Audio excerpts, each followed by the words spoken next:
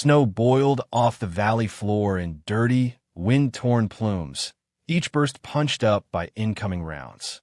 The air tasted of cordite and diesel and metal. Somewhere to her right, someone screamed for a medic. Somewhere to her left, someone else just screamed. The burning husk of the lead vehicle belched black smoke into the flat white sky, a scorched monolith in a world of snow.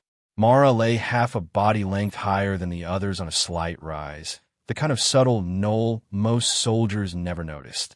Her world was narrowed to the broken arc of glass inside her scope, the cold bite of the stock against her shoulder, the steady metronome of her own breathing. Everything else, the shouting, the cracking rounds, the rising panic, was there, but distant like someone else's nightmare bleeding into her own. Guardian 2, this is actual. The lieutenant's voice rasped over the net, chopped into pieces by static. We are surrounded. I can't see there. His words dissolved into a hash of white noise as another burst chewed up the snow in front of his position. A ragged voice answered from somewhere down the line. They're everywhere. I don't have eyes on anything, sir. We're just... Get your heads down, the lieutenant roared. Pop smoke on my mark, we're... Mara shifted her cheek a millimeter on the stock, angling her eye through the least damaged portion of the cracked optic. The glare off the snow washed everything in harsh light, but her mind filtered it, subtracting flare and reflection until shapes floated into focus. Dark muzzle, darker shadow, the faint ripple of rising heat from a barrel that had been firing too long. I warned you, she said quietly, not sure if her mic had transmitted or if it was just for herself. Her voice was calm, almost conversational. You're in their bowl. No one answered. They were all too busy to listen now. Enemy fire tightened, disciplined bursts creeping closer with terrifying efficiency. The valley was shallow but wide, flanked by ridgelines that rose in long, smooth sweeps of snow and rock. She told him this was a kill zone the moment she saw it on the map. Now, the geometry of it, too high, converging arcs pouring fire into a flat center, wasn't academic anymore. It was physics applied in blood. Through the intermittent blur of static in her earpiece came another voice, faint, the edges distorted enough to mark it as not theirs. The enemy's net bleeding into hers. Range +2. Walk it right, 30. Leave the truck. We want the case, not the wreck. Another voice, deeper, annoyed. Confirm. Assets still with surviving element? Affirmative. Text it, but moving. They won't last 5. A bullet slapped the snow inches from her barrel, spraying ice crystals across her gloved hands. She didn't flinch. Her finger settled lightly on the trigger, the pad finding the same worn groove it always did. Her breath came in, out, in, each inhale a measured count in her head. The lieutenant's voice cracked over the net again. Where the hell are those rounds coming from? I need somebody to give me a... She had them. She had all of them. High on the eastern ridge. The first machine gun, laced into a stone outcrop like a black thorn in the snow. Gunner prone, assistant kneeling behind, spare belt coiled close. 90 degrees across on the west. Another gun, firing in oblique arcs, its line of fire overlapping the first to ensure there was nowhere safe to run. Between them, in scattered pockets of rock and scrub, riflemen, a designated marksman, an RPG team crawling forward behind a boulder, and further back, a hunched figure with binoculars and a radio headset. Mara tracked them with tiny movements of her eyes before she ever moved the rifle. Distances slotted into place unconsciously. She'd built the range diagram for this valley hours ago in her head, and then on paper. Angles, elevation, wind. She didn't need a functioning rangefinder. The mountain talked just fine without electronics. She exhaled slowly, letting sound fall away. The rattle of gunfire, the screams, the pop of the burning vehicle's tires, all of it receded to a low, distant roar. She felt the cold knot of the trigger, the grounded weight of her body in the snow, the thump of her heart ticking in the same slow rhythm she'd carried since her first deployment. Somewhere below, the lieutenant was still shouting orders that no one could follow. Guardian 3, flank left I need. Can't move. They'll cut us to pieces, sir. It's a kill box, sir. We're in a... Mara's world narrowed until there was only glass. Crosshair. Target. 1. Her finger tightened and broke the first shot. The recoil was a living thing, shouldering into her, but her body rolled with it, already reacquiring a new line even before the round had fully cleared the barrel. The gunner on the eastern ridge jerked, a dark blossom bursting from the side of his helmet. The heavy machine gun coughed once, then fell silent, his assistant staring in shock a fraction of a second too long. 2. She shifted less than a degree. The follow-up round drilled the assistant through the cheek as he reached for the grip, snapping his head back and sending him collapsing across the weapon. 3. Her aim swept across the valley, not in a chaotic drag, but in a planned arc she'd rehearsed in her mind, climbing the rock face to this vantage. The RPG gunner on the western ridge had just shouldered his launcher, silhouetted against glaring white. Her shot caught him in the sternum, punching him backward. The tube slipped from his hands, tumbling into the snow. 4. The spotter near the mortar pit was adjusting his binoculars, one hand raised in a half-finished signal. Her bullet clipped through the lenses, driving shards into his eyes. He toppled off his rock, arms pinwheeling, then vanished behind the lip. 5. She tagged the radio operator, not in the chest or head, but lower, shattering the handset on his hip as much as his pelvis. Metal and plastic exploded, the small jamming unit beside him taking the rest of the energy, its casing cracking open. A puff of smoke sputtered from it as he collapsed, clutching at the ruin of his leg. Within the valley, all of this unfolded in a scream of motion and violence up on the ridge. In Mara's head, time flowed like cold syrup. Each shot had been mapped in advance, patched into the fabric of the terrain. She wasn't reacting. She was running the program. The entire sequence took 2 seconds. Down below, the world changed shape. The overlapping arcs of machine gun fire fractured first, then died. The mortar rounds that had been stepping closer fell silent without their spotters' corrections. The RPG that would have turned their last working truck into shrapnel lay in the snow, its operator twitching.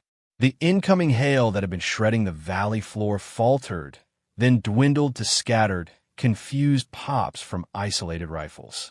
Even those ceased as the remaining shooters yanked their heads back, suddenly unsure of where death had just come from. Abruptly, the only sounds were the hiss of the burning engine, the wind scouring the valley, and the ragged breaths of the survivors. Actual, one of the troopers whispered over the net, as if afraid a raised voice might shatter the fragile quiet. What just happened? The lieutenant didn't answer immediately. He was on his knees behind a slab of torn armor, helmet askew, eyes wide and unfocused as he looked up at the ridges, as if expecting some giant hand to be visible there. Guardian 1 to Guardian 2, he said at last, his voice smaller now. Report. Did you see that? Mara didn't say anything. Her rifle was already moving again, slow and deliberate, tracking across snow and rock, scanning for the thing that had been needling at her since morning. The pattern inside the pattern. The enemy wasn't panicking. Not yet. The silenced valley felt wrong, like an inhaled breath that hadn't been exhaled. Her brow furrowed under the white mesh of her ghillie veil. The burning truck popped as something inside detonated, sending a spurt of flame and smoke into the air. Shadows shifted. Figures ducked lower. Somewhere a single, distant shot cracked. Not at her people, but somewhere else entirely, as if someone was signaling. Guardian 2, the lieutenant said. Sniper, report. What did you just do? She settled deeper into the snow and kept scanning. This wasn't luck. It wasn't improvisation. This was the back end of an ambush she'd seen forming hours ago, when the valley was still quiet and unmarked, and the snow had only one set of suspicious tracks on it. Still engaged, she said softly. This isn't over. The wind tugged at the edges of her veil, threads whispering like ghost grass. In the distance, beyond the ridges, something thumped once, low and heavy, like the heartbeat of a larger machine waking up. Earlier that day, the snow had been perfect.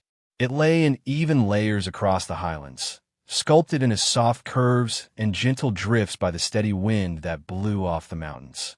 The sky was a dull, washed-out blue, torn with strips of low cloud that dragged their shadows across the ridges. From the lookout berm outside the temporary shelter, the world could have been a postcard, white and clean and endless. Inside the canvas walls, it smelled of damp wool and stale coffee. "All right, listen up," the lieutenant said, tapping the map board with a gloved finger. He was younger than his rank suggested, cheeks still holding the last traces of boyish softness beneath the stubble. "Convoy steps off in 40. Objective is the ridge relay here. We escort the specialist and his case to the station, hold perimeter until the upload window closes, then pull back the way we came." He traced a line along the valley floor between two long ridges on the map, red marker squeaking. "Route Bravo is clear according to overnight recon. It's the fastest. We're on a tight clock. That satellite window is a 20-minute slit. We miss it, we get to freeze our asses off up there for an extra 24 hours waiting for another shot." There were a few obligatory groans. Someone muttered something about cold toes. Another joked about hoping the enemy had at least built a decent sauna up on the ridge. Mara leaned against one of the shelter's support poles in the back, arms folded across her chest, listening without looking at the map. She'd already memorized it. Instead, she watched faces. The specialist in the gray, insulated jacket and thick glasses, fidgeting with the clasp of the reinforced case at his feet. The new troopers, fresh from rotation, exchanging glances and whispers.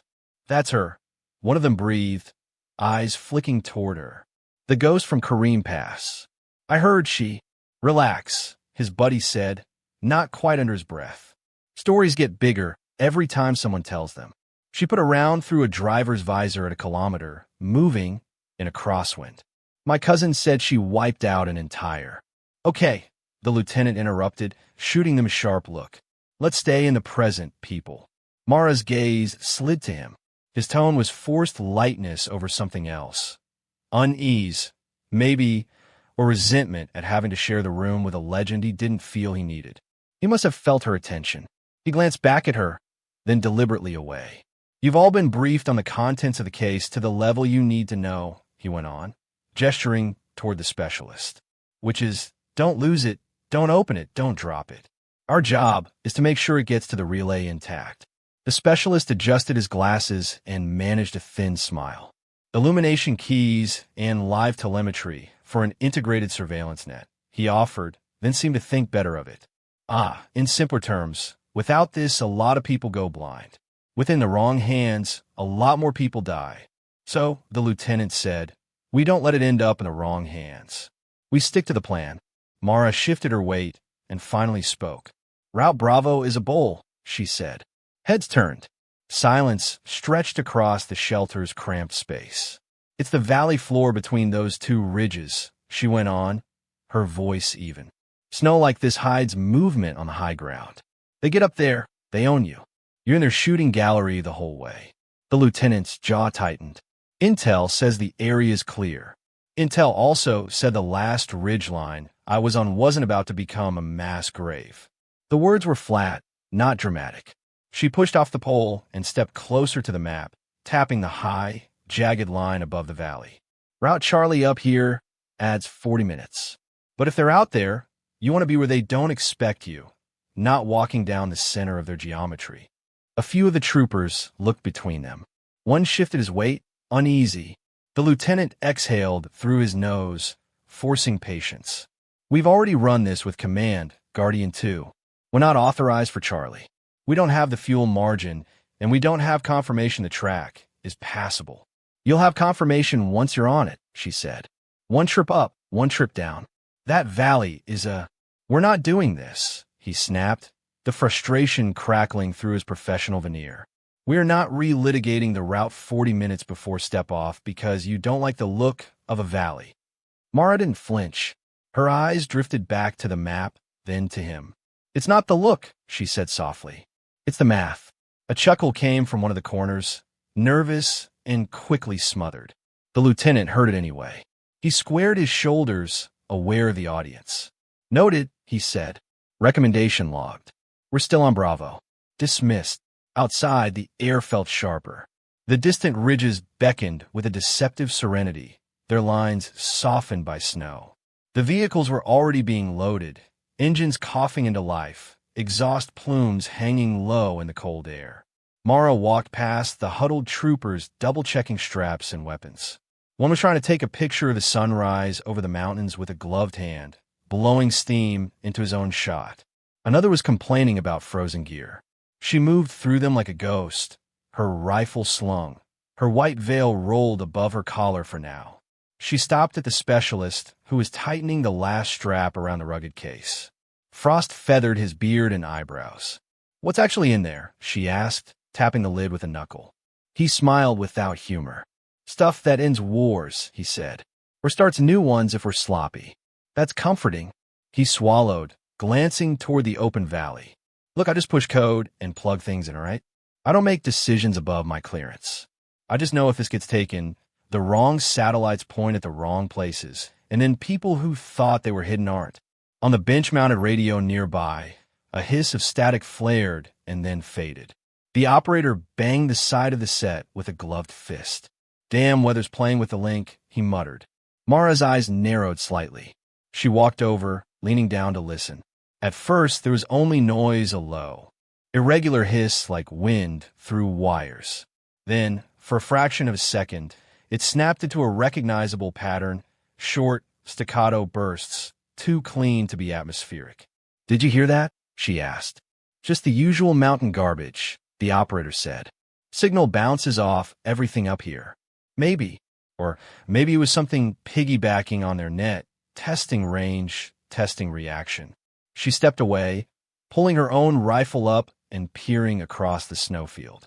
The wind had shifted since dawn, cutting across the valley at a slight angle, driving fine crystals along the surface in shimmering waves. In the distance, near the line of the eastern ridge, she saw something that didn't quite match the wind's pattern. A disrupted patch where snow had been slightly churned then smoothed, like someone had walked there yesterday, and the night had tried to erase it, but hadn't quite succeeded. Disciplined tracks, single file, spread deliberately along contour instead of straight up or down. Not patrol pattern, not random. She followed the line with her scope.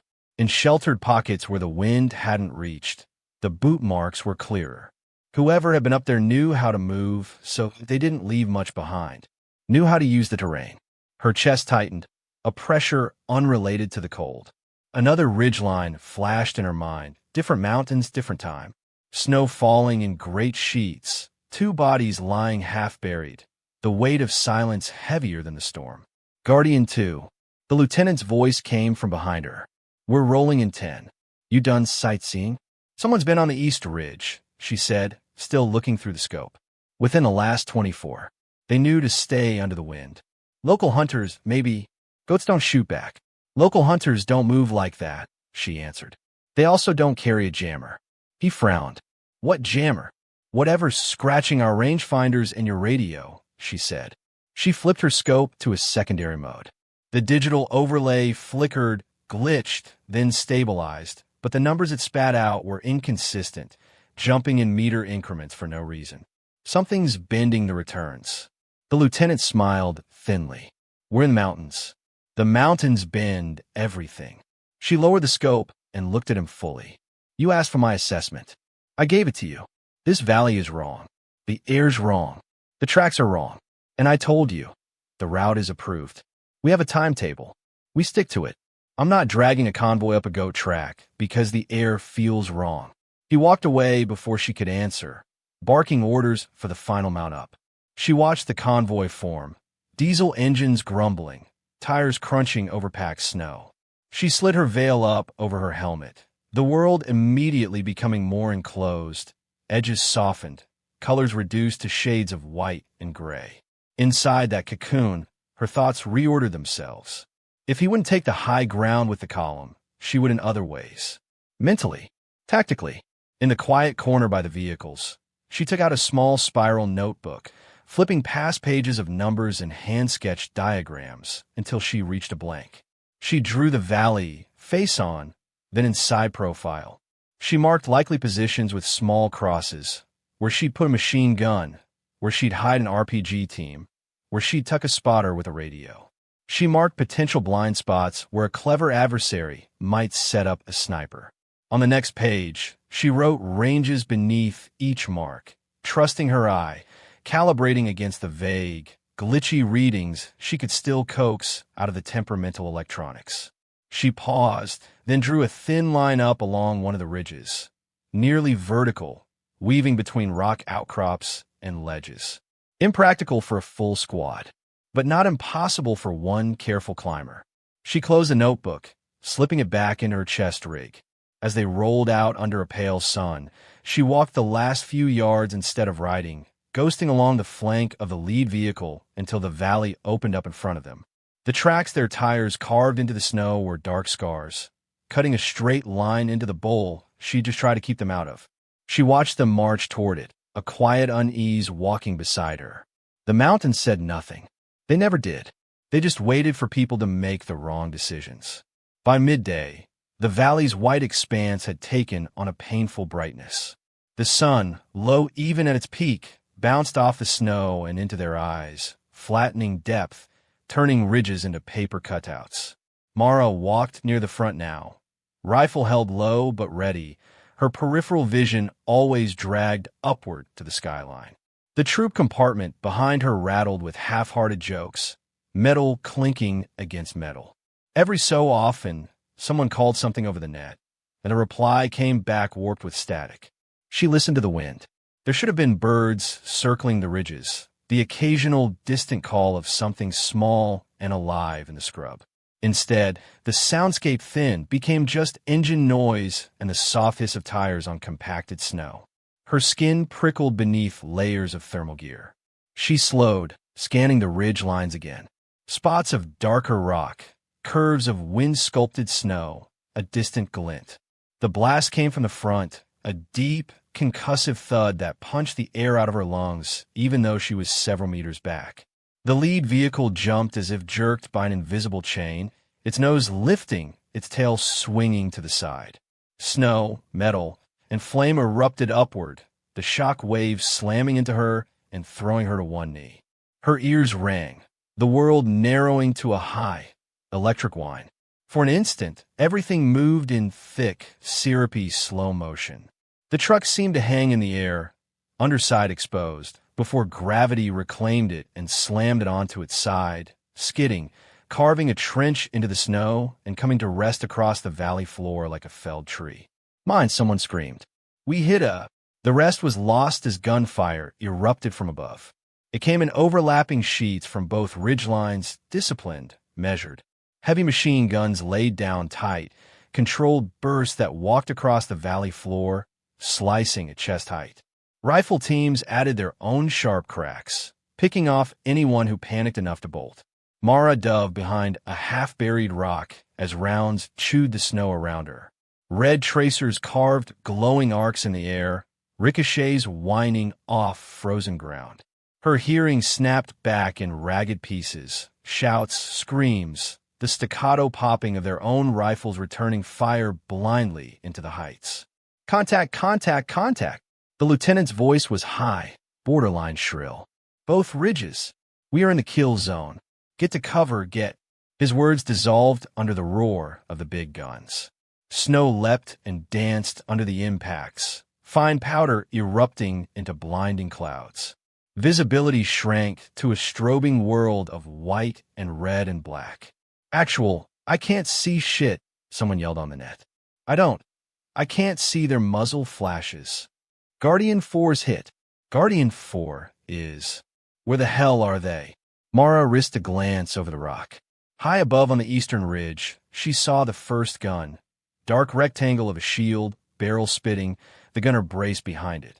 On the western ridge, another flashed in sync like a pair of giant scissors closing on the convoy. She saw smaller movements between them, riflemen tucked in nests, a slim figure prone with a long rifle and a scope. "You've got a sniper up there," she said into the net.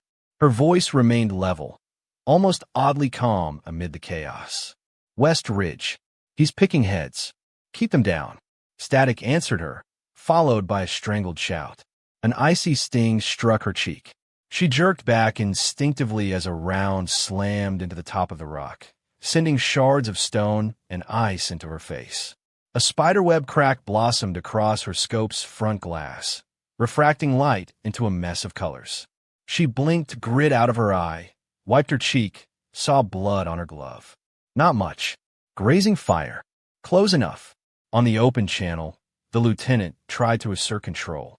All call signs, pop smoke on my mark. We're going to anchor on the lead vehicle and bound back. You stand up, you die. Someone yelled back, panic shredding discipline. They've zeroed us, sir, they've...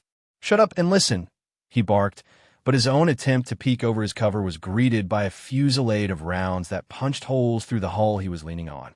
He dropped back down, cursing. The net, already chaotic, warped under a sudden flare of static. Voices overlapped, then chopped in and out. Mara heard a distant, clipped voice trying to answer a call on a company-grade frequency, but the words came through as garbled chunks. Reading you repeat. Guardian, say interference. The static swelled, hissed, then snapped, obliterating most of the spectrum. Only bits remained. Jammed. They're jamming us. Can't reach higher. Mara rolled on her side, checking the scope. The reticle was still visible through the cracked lens, but the digital readout in the corner flickered nonsense. She thumbed it off and back on. The numbers jittered, then froze at an obviously wrong distance. Fine. She'd lived through worse with less. She looked toward the data case. The specialist lay half-hidden behind the burning truck, clutching his thigh, blood soaking through the snow beneath him. The case itself rested near his boot, upright, unmarked by shrapnel so far. Every few seconds, a spray of rounds tracked near it, as if someone up above were trying to herd them away from it without destroying it. They want it intact, she thought, not destroyed. Taken. A mortar round whistled in and impacted behind them, throwing up a column of snow and earth. Another fell short of the convoy, then another closer, the pattern walking the explosions toward their position. Mortars, someone screamed. They're bracketing us. There. Mara looked up the ridges again. Between the muzzle flashes and the bursts, she caught glimpses of figures moving with purpose. One, slightly back from the main line, raised and lowered a hand and measured signals. Spotter. Another, further still, huddled over a boxy device with an antenna, headset on, lips moving. Her scope screen flickered again, then died entirely. The cracked glass caught the light in a way that distorted the picture further. Any pretense of this being a straightforward escort mission evaporated. This was planned, layered. Whoever owned the other end of those antennae had known their route, their timing, their objective. Too many pieces lined up on the wrong side of the board. Actual, she called. We're cut off. That jammer back there is blocking higher. Then we hold, he shouted. We hold and ride it out until someone notices we're missing. Nobody moves unless I say. Another mortar slammed in, closer this time, close enough that she felt the concussive punch through the snow and into her bones. By the time someone notices, she said, we'll be dead and they'll be halfway to the border with your stuff that ends wars. He didn't answer. She could imagine his face. Anger, fear, the weight of responsibility he hadn't expected to be so heavy pressed down on him all at once. She low-crawled toward him, picking her way between craters and bodies, staying within the thin shadows of the vehicles and rocks. Rounds cracked overhead with a sound like breaking ice.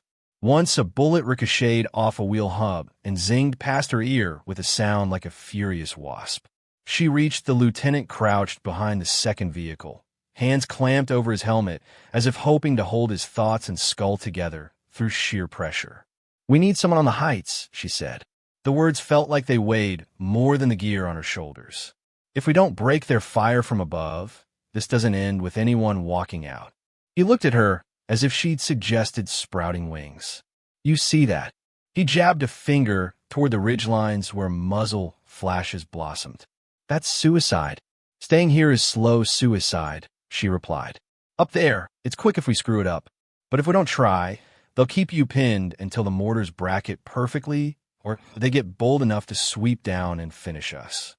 We wait for air, he said. Command will vector something here, clear those ridges in. He glanced at his watch, then at the dead radio clutched by the nearest operator. If he'd called for support, it hadn't gotten through. If Hire had called him, he hadn't heard it. Mara followed his gaze to the sky. The satellite window that had been the focus of their morning was now another ticking clock. But what worried her more were the minutes before their own people even realized something had gone wrong. "Jammer's cutting your calls," she said. "You don't have air until that thing dies. And it won't die from down here." He squeezed his eyes shut briefly. When he opened them, they were bright with fear and stubbornness. "I can't send a team up there. I can't justify losing more people on a maybe." "Then don't send a team," she said. "Send one." He stared, understanding dawning. "You?" "I've seen their positions," she said. "I've got the ranges in my head. I already mapped a route up the east face this morning. They won't expect anyone to try it in this fire." "You mapped?" His disbelief flickered. Then something like respect tried to surface before being drowned by fear again. "You're not bulletproof, Guardian 2. You take one in the side, you fall, you don't get back up." "Then what?" "Then you'll have company," she said. "But if I make it, you'll have an opening. When I tell you to move, you move. Take your people toward the eastern saddle. It's the only gap they haven't sewn shut yet." Another mortar screamed in, detonating close enough that clods of frozen earth and gear rained down on them. Someone screamed. The sound abruptly cut off. The lieutenant flinched. His hand trembled on his rifle. He didn't say yes. He didn't say no. He didn't have time. Mara took his silence as authorization he'd never formally give. She waited for a micro lull in the fire pattern, a shift she'd already started tracking, and rolled away from the vehicle, sprinting low toward a shallow depression she'd noticed earlier. Rounds chased her, ripping up snow at her heels. She felt a burning line score across her upper arm as one grazed through layers of fabric. But she kept moving, diving into the narrow cut and sliding down until the valley floor rose between her and the ridges. Snow closed around her in close, cold walls. Overhead, rounds thunked into the lip, sending powder drifting down on her face. She lay still for a moment, forcing her breathing back under control, letting her heart slow. She was alone now, completely. The shouting from the valley sounded muffled, like it was happening in a different world. She looked ahead. The shallow drainage curved toward the valley wall, angling between protruding hunks of rock and frozen scrub. Beyond it, beyond the protective embrace of this little trench, the rock face she'd drawn in her notebook waited, a near-vertical swath of ice and stone. The mortars kept walking toward her friends, one step closer with each impact. She wiped the blood from her cheek with the back of her glove and started crawling, fingers digging into the snow, the weight of her rifle heavy across her back.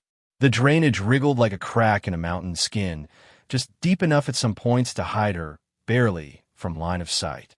At others, it flattened, forcing her to hug the earth as rounds skimmed close. Snow clung to her sleeves, working its way inside her cuffs, chilling her wrists. She reached the base of the rock face and looked up. It seemed taller from here.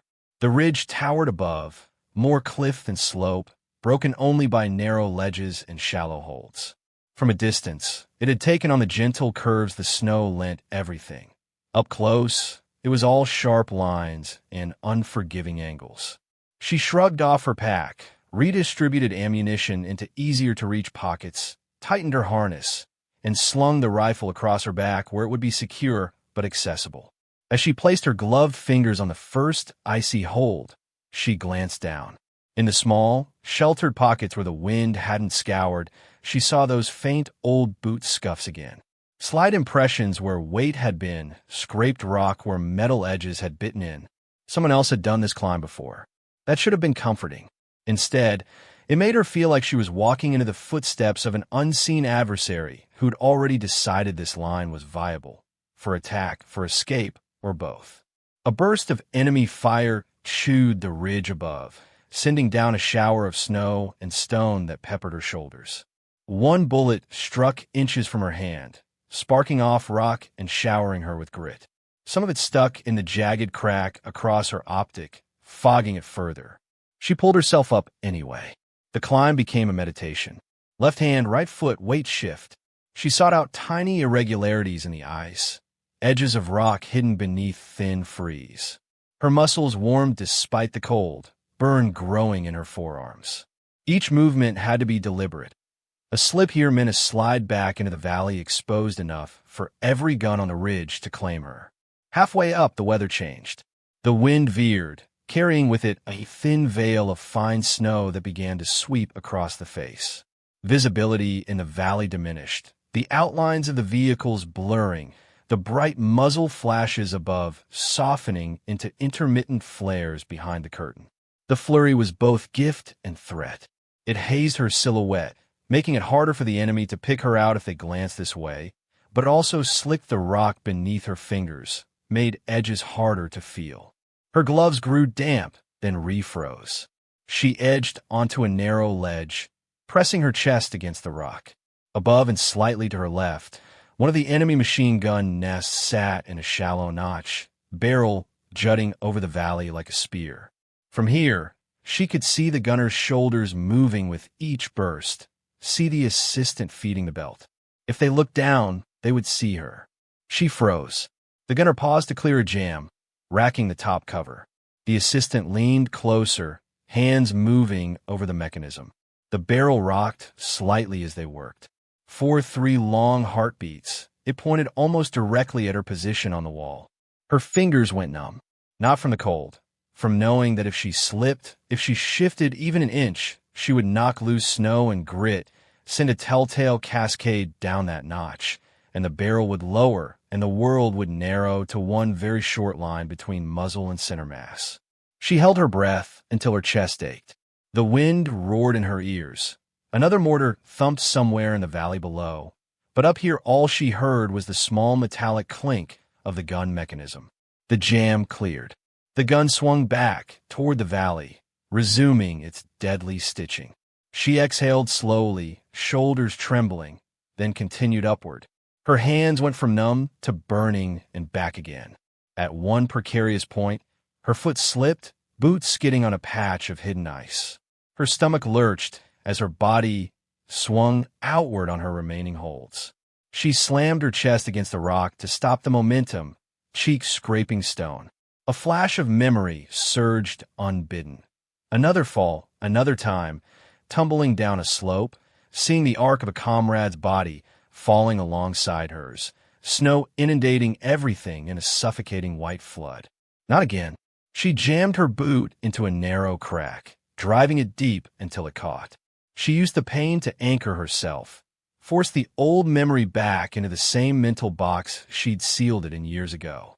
Fear is a data point, she told herself, not the conclusion. Grip, step angle. She repeated the words in her head as she climbed. Her world became small. The rock in front of her, the patch of sky above, the scrape of her breathing inside her veil.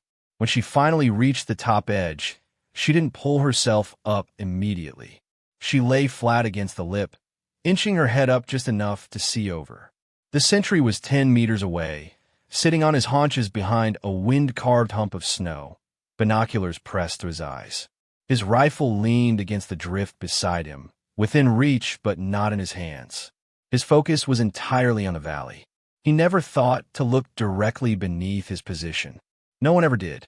The threat always came from out there, never from up this impossible line. Mara watched him for a moment, tracking his breathing, the shift of his shoulders. Then she eased her knife from its sheath.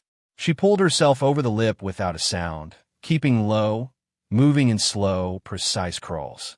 The snow was deep enough here to absorb most of the noise. The wind helped too, its moan masking the slight crunch of her weight. She closed the last meter and struck, one hand clamping over his mouth, the other drawing the blade in a clean, practiced line across his throat. His eyes flew wide, binoculars dropping into the snow. Warmth sprayed against her glove, then slowed, then stopped. She eased him down into the drift, holding him until the last muffled, panicked movement stilled. She dragged the body into the hollow he'd been using as a nest and tucked it in, covering it with his own white poncho. From a distance, he would look like another mound of snow. She searched his gear quickly, efficiently. Extra magazines, a small folded antenna, a compact radio with fresh batteries. and, inside an inner pocket, a thin tablet encased in rugged housing. She turned it on. A map blinked into life on the screen, slightly grainy but clear. It showed the valley and its surrounding ridges from above, lines crisscrossing the terrain. Icons marked positions she instantly recognized: the machine guns, the mortar team, the sniper clusters of infantry. In the middle of the valley, a pulsing orange, labeled in a language she couldn't read, but the English overlay beside it said, Asset. Another label floated over the lead vehicle's wreck, flashing intermittently. Contact confirmed. Secure package. Her mouth went dry. They weren't just setting a patrol-level ambush. This was an orchestrated attempt to seize something incredibly specific. Their route, their timing. That case. An incoming transmission notification popped up. She tapped it before she could think better of it. A voice, calm and professional, filled her ear through the sentry's headset, which she'd slipped on without thinking. It spoke in the same language as the labels, but the tone was unmistakable, a composed, analytical debrief in progress. She toggled the translation subroutine, clunky, automated, but better than nothing. Asset confirmed on-site with escort element. It said, glitchy but understandable. Resistance light but disciplined. Proceeding to Phase 2. Hunter team en route to intercept Overwatch threat. Do not destroy asset. All fire to deter and fix. We want the case, not a crater. Another voice cut in. And the shooter? Secondary objective, the first said. High value, if captured. Psychological gain, if eliminated. They've made a myth out of that ghost. Time to turn her into a story with an ending. Her fingers tightened on the tablet. They knew she was here. She killed the connection, throat tight. Beneath her veil, her jaw clenched hard enough to ache. She set the tablet aside and crawled to the edge of the ridge, where the sentry's vantage point laid the entire valley at her feet. From up here, the chaos resolved into structure. The ridges curved like arms around the convoy, each weapon placed not randomly, but according to a careful plan. Fire lanes overlapped. Dead zones were minimized. Enemy squads were already fanning out along concealed paths, preparing to come down and sweep the valley once their fire had thinned the herd enough. Mara lay prone, the rock cold under her chest, and brought her rifle to bear. She adjusted the cracked optic until the reticle lined up cleanly enough through one surviving wedge of glass. The digital rangefinder remained dead. That was fine. She'd already done the math. Below, in the bowl that had felt wrong from the moment she saw it on the map, her people were huddled behind burning metal and bleeding snow, pinned by a geometry they hadn't seen coming. Up here, their ghost breathed in, breathed out, and set about rewriting it.